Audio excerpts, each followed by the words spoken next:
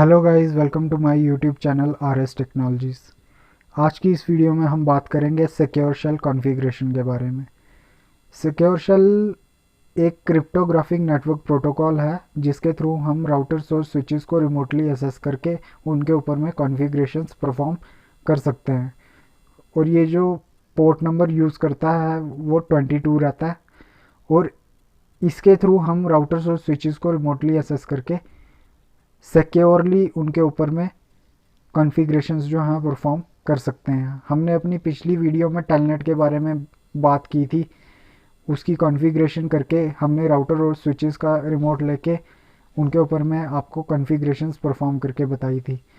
Secure shell भी same to same वैसे ही काम करता है जैसे टेलनेट काम करता है, बट दोनों के बीच में डिफरेंस ये है कि टेलनेट जो है वो कोई भी इंक्रिप्शन यूज़ नहीं करता, जिसके कारण हमें बहुत सारे सिक्योरिटी इश्यूज़ का सामना करना पड़ता है।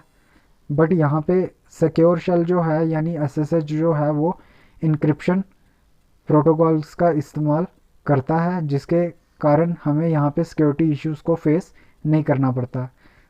तो मैंने पिछले वीडियो में भी बताया था कि अगर हम टेलनेट का इस्तेमाल ओवर द इंटरनेट करेंगे तो वहाँ पे कोई भी इंक्रिप्शन जो है यूज़ नहीं होती है।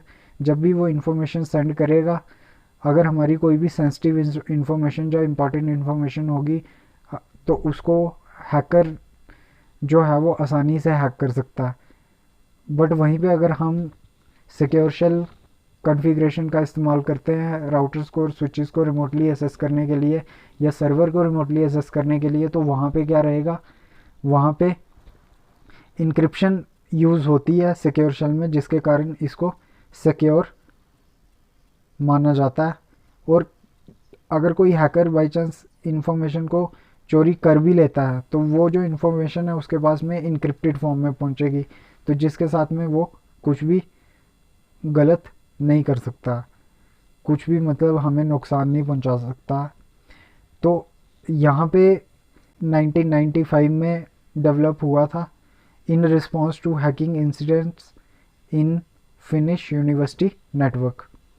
तो यहाँ पे अब बात आती है कि तो जैसे हमने जैसे टेलनेट को कॉन्फ़िगर किया था वैसे ही सेम टू सेम जो है हम सिक्योर शेल को कॉन्फ़िगर करेंगे। उसके लिए हमें सबसे पहले क्या करना है, सबसे पहला स्टेप जो हमने फॉलो करना है, यहाँ पे हम एक नेटवर्क टोपोलॉजी आप देख सकते हो यहाँ पे कि मैंने 3 पीसीस लगाए हुए हैं और एक स्विच लगाया हुआ है।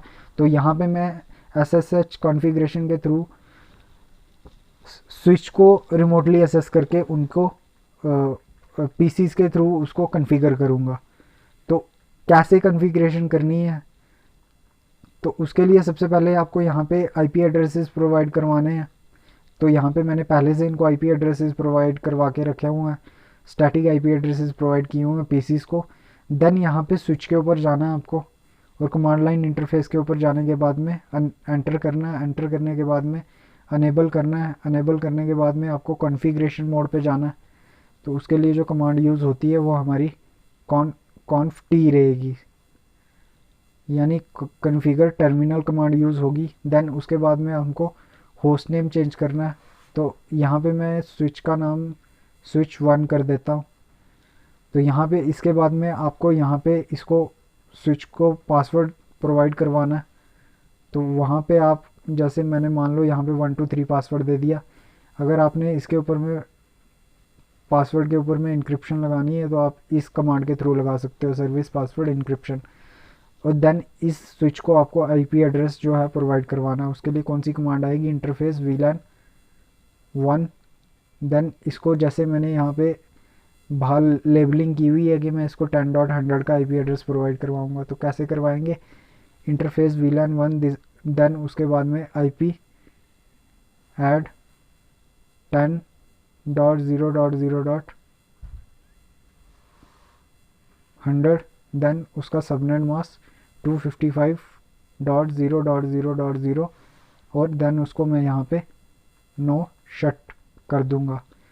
देन एंटर करने के बाद में इसको यहाँ से एग्ज़िट करूँगा। देन इसके बाद में हमारी जो है SSH कॉन्फ़िगरेशन जो है वो शुरू हो जाती है।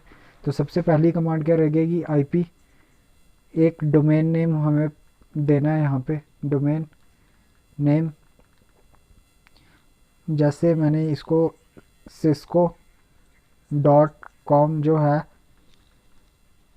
वो डोमेन नेम दे दिया। देन दूसरी एक मेरे को की जनरेट करनी पड़ेगी, तो उसके लिए कमांड रहेगी क्रिप्टो की जनरेट RSA, और देन इसको एंटर करूँगा और उसके बाद में आपको की मॉड्यूल का जो साइज़ है वो आपको चूज़ करना है यहाँ पे। तो इसकी जो बेसिकली मिनिमम वैल्यू होती है वो 360 होती है और मैक्सिमम वैल्यू 2048 होती है। तो यहाँ पे इजी के बीच में आपको चूज़ करना पड़ता है। तो मैं 1024 जो है इसकी की मॉड्यूल जो है वो साइज़ जो है यहाँ पे चूज़ कर लेता हूँ।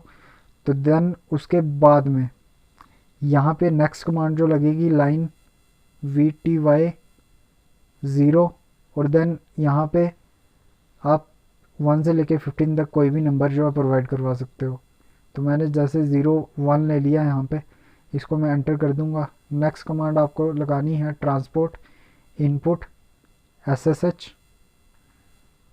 और इसको भी एंटर करना है। और इसके बाद नेक्स्ट कमांड लगेगी लॉगिन लोकल, तो ये कमांड लगाओगे। देन इसको यहाँ से एग्ज़िट कर दोगे आप, और यहाँ से एग्ज़िट करने के बाद में आपको इसको एक यूज़र नेम प्रोवाइड करवाना है और पासवर्ड प्रोवाइड करवाना है। तो उसके लिए कमांड लगेगी यूज़र नेम, आपको मान लो मैंने इसको एडमिन नाम दे दिया, और पासवर्ड प्रोवाइड करवाने के लिए आप पासवर्ड भी लिख सकते हो और सीक्रेट भी लिख सकते हो। तो सीक्रेट आगे जो भी आपको पासवर्ड देना है, जैसे इसको मैंने जो पासवर्ड दिया वो cisco 232 दे दिया, और इसको मैं यहाँ से एंटर करूँगा और इस कॉन्फ़िगरेशन को यहाँ से राइट कर दूँगा। तो ये थी मेरी स्विच के ऊपर में SSH कॉन्फ़िगरेशन। तो जो आपने देखा, सबसे पहले मैंने स्विच का होस्ट नेम चेंज किया, देन उसको एक पासवर्ड प्रोवाइड किया, इंक्रिप्शन लगाई, स्विच को IP एड्रेस प्रोवाइड किया, उसके बाद मैंने एक डोमेन नेम दिया, एक की जनरेट की और उसको मतलब साइज़ चूज़ किया उसका, और देन उसके बाद में लाइन VTY जितने पीसीज को परमिशन देनी थी उतने को 01 करके दे दी, और transport input SSH login local, then उसके बाद में यूज़र नेम और पासवर्ड क्रिएट कर दिया। तो ये मेरी यहाँ पे SSH कॉन्फ़िगरेशन जो है वो हो गई है। अब बात आती है कि इसको रिमोटली एक्सेस कैसे करना है। तो उसके लिए आपको क्या करना है, यहाँ पे आप PC के ऊपर जाओगे, डेस्कटॉप पे ऊपर क्लिक करोगे, कमांड प्रॉम्प्ट पे जाओगे और यहाँ पे एंटर करोगे, और यहाँ पे आपको कमांड लगानी है SSH-L, देन जो नाम दिया आपने, तो मैंने एडमिन नेम दिया, और देन उसके बाद में जो IP एड्रेस प्रोवाइड करवाया, तो मैंने जो है 10.100 का IP एड्रेस जो है यहाँ पे प्रोवाइड करवाया हुआ है। ये कमांड लगाओगे, एंटर करोगे, तो ये आपसे पासवर्ड मांगेगा।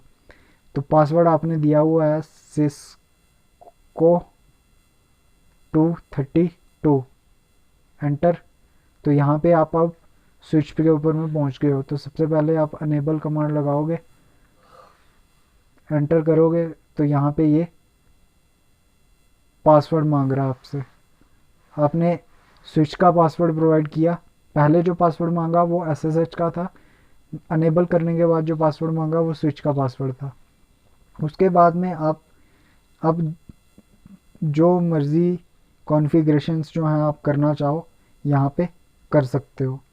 अगर मैं यहाँ पे होस्ट नेम चेंज करके बताऊँ आपको, तो यहाँ पे आप क्या करोगे, मैंने स्विच का होस्ट नेम 123 कर दिया, एंटर करूँगा, तो यहाँ पे देख सकते हो आप। अब मैं स्विच के ऊपर में जाके क्लिक करूँगा, कमांड लाइन इंटरफेस के ऊपर में क्लिक करूँगा, एंटर करूँगा, तो आप देख सकते हो स्विच का 1 SW1 से 123 में चेंज हो चुका है। ऐसे ही मैं दूसरे वाले PC के ऊपर जाके भी इसको रिमोटली एक्सेस करके इसके ऊपर में कॉन्फ़िगरेशन परफॉर्म कर सकता हूँ। SSH-L स्पेस, देन उसका जो नाम दिया एडमिन, और उसके बाद में उसका IP एड्रेस, तो ऐसे करके एंटर करूँगा। देन यहाँ पे फर्स्ट ऑफ ऑल जो सिक्योर शेल का पासवर्ड दिया वो लगेगा, और इसको एंटर करूँगा, तो यहाँ पे आप स्विच के प्रिविलेज मोड पे पहुंचोगे, देन यहाँ पे स्विच का अनेबल कमांड लगाने के बाद तो स्विच का पासवर्ड प्रोवाइड करोगे, देन कॉन्फ़िगरेशन मोड के ऊपर जाने के बाद में आपको जो भी कॉन्फ़िगरेशंस परफॉर्म करनी है स्विच के ऊपर में वो आप कर सकते हो। अगर थर्ड वाले पीसी से लॉगिन करने की कोशिश करता हूँ तो करके देखता हूँ, SSH-L space -L, then user name, then जो भी आईपी एड्रेस है और एंटर करूँगा। तो यहाँ पे आप क्या करोगे, पासवर्ड प्रोवाइड करोगे,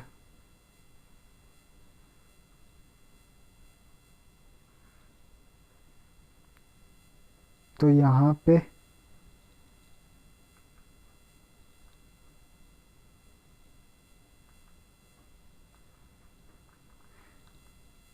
ऐसा इसलिए हो रहा है क्योंकि मैंने जो बेसिकली परमिशन दी हुई है वो सिर्फ और सिर्फ 01 का मतलब है कि कोई भी 2 PCs at a time network के अंदर जो है उसका रिमोट स्विच का रिमोट लेके उसको कॉन्फ़िगर कर सकते हैं। अगर आप तीसरे वाले से लॉगिन करने की कोशिश करोगे तो यहाँ पे आपको ये मैसेज मिलेगा, connection to the 10.0.0.100 close by foreign host. कहने का मतलब ये है कि जब तक आप यहाँ पे किसी एक पीसी से एग्जिट नहीं करोगे एसएसएच से, तो आप तीसरे वाले पीसी के अंदर में लॉगिन नहीं कर सकते हो, क्योंकि मैंने ऑथराइजेशन जो दी हुई है वो सिर्फ 2 पीसीस को दी हुई है। कोई भी 2 पीसीस जो हैं वो eight a time SSH login करके उसके ऊपर में स्विच के ऊपर में कॉन्फ़िगरेशन परफॉर्म कर सकते हैं। तो आज की वीडियो में सिर्फ इतना ही। Thank you.